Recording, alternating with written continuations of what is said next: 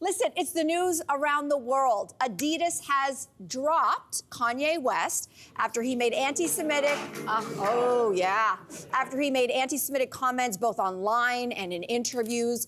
The company released a statement saying, in part, Adidas does not tolerate anti-Semitism and any other sort of hate speech. Now, they also stopped production of Yeezy products, a move they say is going to cost them up to 250 million euros.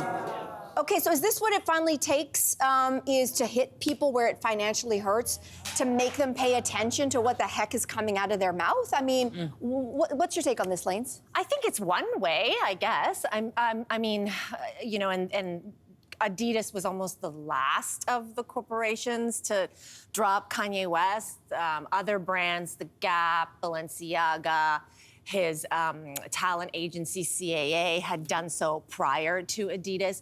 Much of Kanye's quote, billion-dollar value comes from his deal with Adidas, so this is the one that would hurt him the most.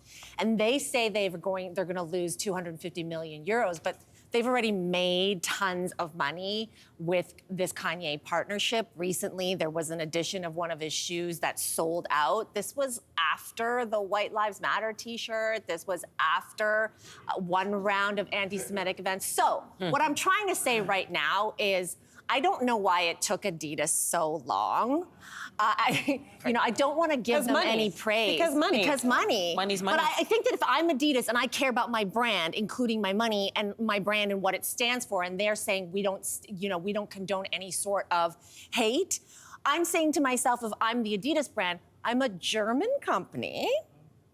Whose founder had allegedly, reportedly, ties to Nazis. I'd be the first in line to dump anyone associated with this kind of, to me, I'm like, I don't want to give these corporations, particularly this one, that much applause. Right. Let's put it that way. Right. I mean, I think it also depends on who his buddies are in the building. We know Adidas, but who are his buddies? Who's signing the checks? And really, for me right now, it really shows Kanye is bleeding. And if he were sick in front of us and bleeding, would we just let them bleed? We run and get help. He needs help. This is mental health at an all-time high and mental health with money.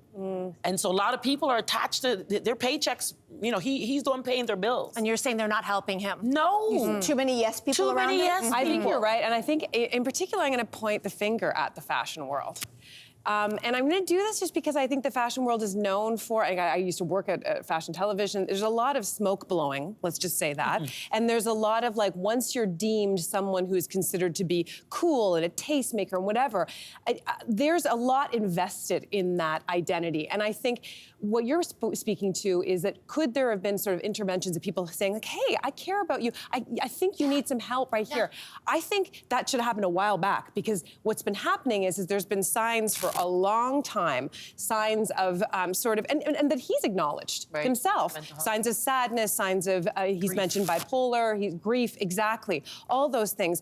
And instead, what did the fashion world do? It continued to make partnerships with him. It continued to put him on the cover of Vogue, show up to this fashion show. As a genius. Well, the truth is, he's a beautiful mind. He is. He's a talented 100%. person, but needs help. But it's interesting when you think about other, like, so I was thinking about that we do have this dilemma in our world these days about what do we do with artists who do something or behave in a certain ways after. Like, we had these uncomfortable conversations around Bill Cosby, for example, after the Me Too movement. Can we still enjoy certain works based on what has happened? Same thing with Louis C.K. Louis C.K. is continuing to make art. He's continuing to do his comedy tour, but he's not, again, showing up on the cover of a magazine.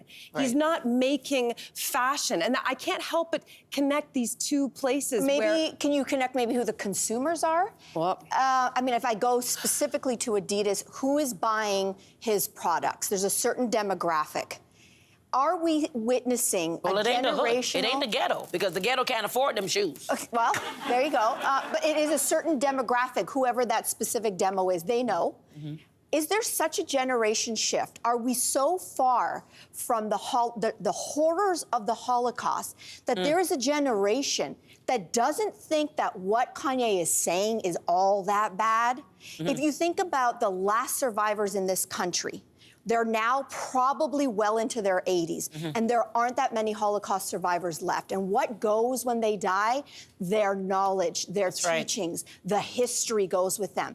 Is there a generation that doesn't understand that at least 6 million Jews were systematically exterminated by the Nazis just before World War II? There's generations that don't even understand what that means. They might understand if they look at Ukraine, for example, and people are like, oh my gosh, what's happening in Ukraine is awful. And it is. And there's a generation that experienced that and worse. So is there a generation that's like, I'm gonna buy the Yeezys because, like, what's he even talking about anyway? I hate to say that, but is that possible? It's true. There is a big old generation gap. It's similar to the N-word. Some people don't think there's anything wrong with it, right? And so, yeah, there's a generation that we have to keep teaching the generations to come to understand the history. It's educate to elevate and know that this actually happened. It's not some storybook thing. Right? And people are still feeling it and being impacted by it. But if the parents, like you said, the ancestors, the history dies with the ancestors. But the children, if we're not at the foot of our grandparents, out of the mouth of babes, like we have to educate one another and really be able to. I'm so glad you're saying this because there is, as you're saying, a generation gap, but also a fundamental lack of education about what anti-Semitism is and where it comes from. That is generational, but also that is fueled by, unfortunately, conspiracy theory. A lot of what Kanye is saying is very conspiracy theory based. And so I want to just show you this tweet about like the never-ending cycle. Who these people are. It's a small group of anti-Semitic cranks hanging anti-Jewish signs for years on an overpass in Los Angeles. They've accomplished nothing and are desperate for attention. This week, they put Kanye on one of their signs, and now Twitter is giving them that attention. So you have these people who are conspiracy theories, who are spinning all these theories all around. Then Kanye and the media, I mean, it's one thing for Kanye to do his despicable things and say his despicable things. But it's another, someone's putting a microphone in front of him and blasting it all across Twitter, even though he's already been deplatformed. So some of it is media, lack of media understanding of what exactly to put out there for consumption. And then on the subject of education, I've been following an academic, his name is Yair Rosenberg, and he is trying to do the work of educating people on what anti-Semitism is and how we fight against it.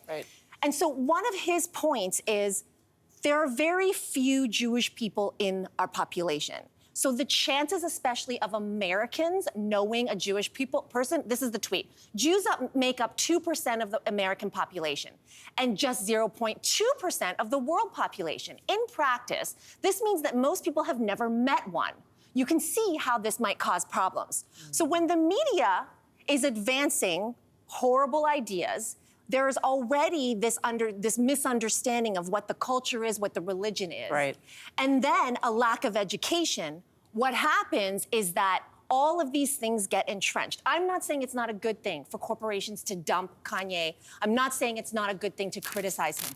I'm saying, too, it is up to people like us to take the responsibility to read, be more educated, so that we don't sort of internalize accidentally some of these misconceptions that are already out there. Ask questions. Hey there, wasn't that great? Do you know where you can find some equally good content? Our YouTube page. It's filled with discussions, debates, and some laughs. Head there now, like and subscribe.